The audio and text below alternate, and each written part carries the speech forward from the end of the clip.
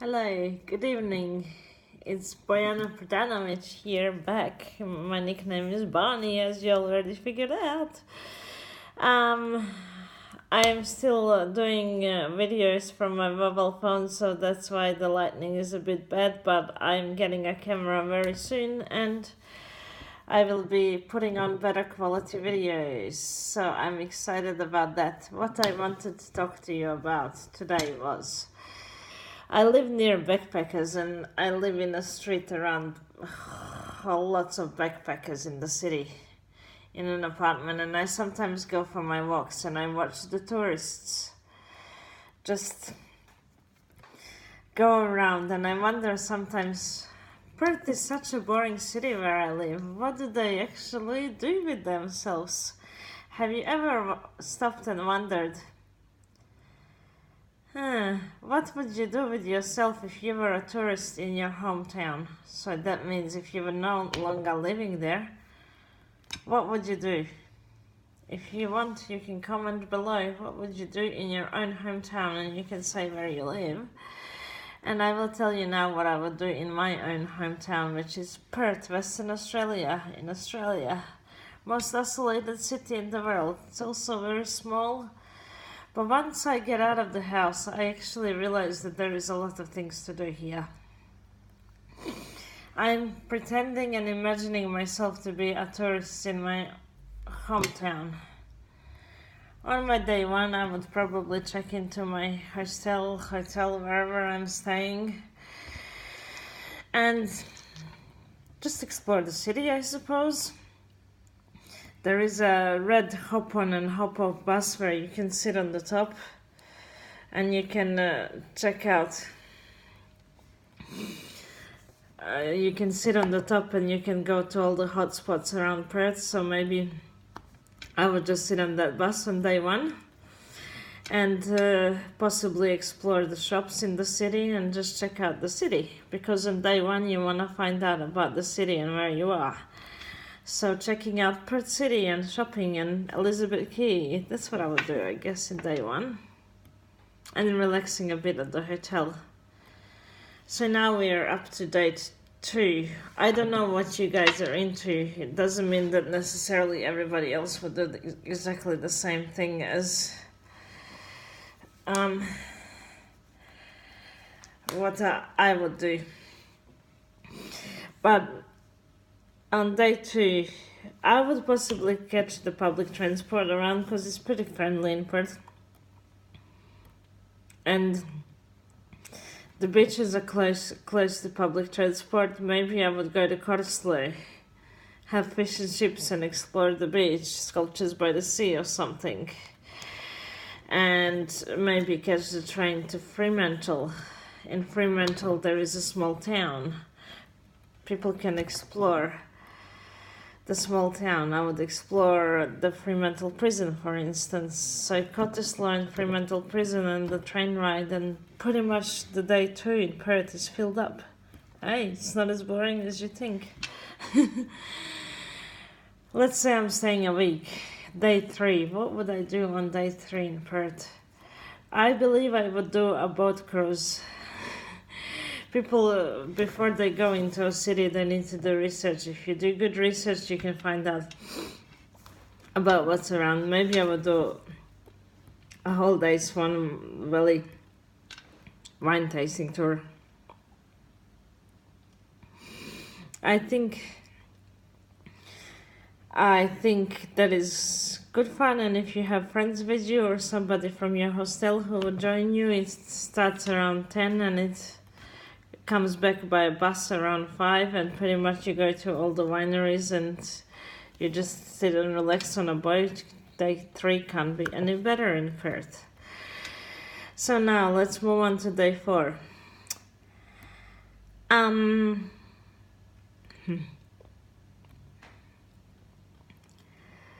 I would check out the zoo. I'm into animals, but maybe other people are not. From Elizabeth Quay, it's possible to catch transport to South Perth, and the zoo is somewhere in South Perth.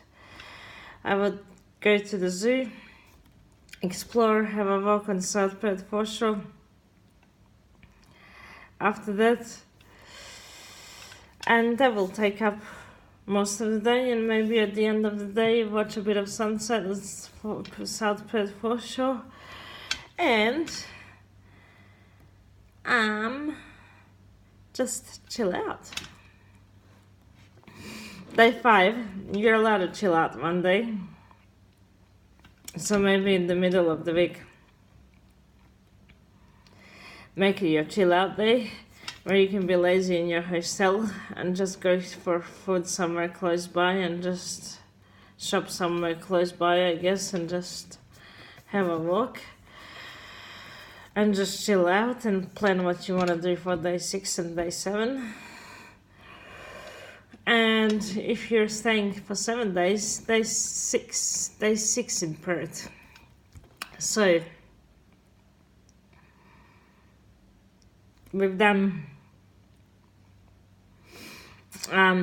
we have done the city on day 1 and the hop on and hop off bus.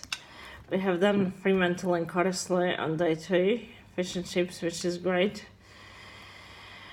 We have done Swan Valley wine tasting tour. We have done the zoo on day 4. Day 4 is the zoo and the South Perth Foreshore, and you can chill out there and watch the sunset. Perth has beautiful sunsets. Day 6, what have we done on day 6? Chill out day. It can be a chill out day. And day 7, you can go to Rottnest Island.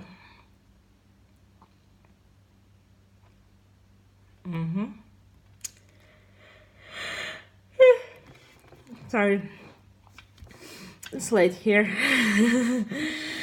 Day 7 can be Rottnest Island, and I guess that would be it, and you would come back before your plane takes off late at night, or if it takes off the next day, and that's your whole week in Perth. And who says that Perth is boring? At the end of the day, it's boring if you're boring. You know what I'm saying? If you get out there, find things to do. There's museums, there's art galleries, there's massage shops, smoothie shops where you can go for drinks. There's everything, literally, like in all other cities. Cheap shopping in Watertown if you have free time. So, a city is only boring if you think it's boring and if you're in that state of mind. Everybody thinks my hometown is so boring.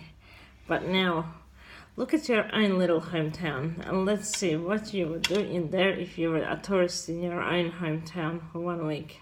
That's what I would do in Perth, and I would like to pretend to be a tourist around here. It could be fun. But yeah, I will say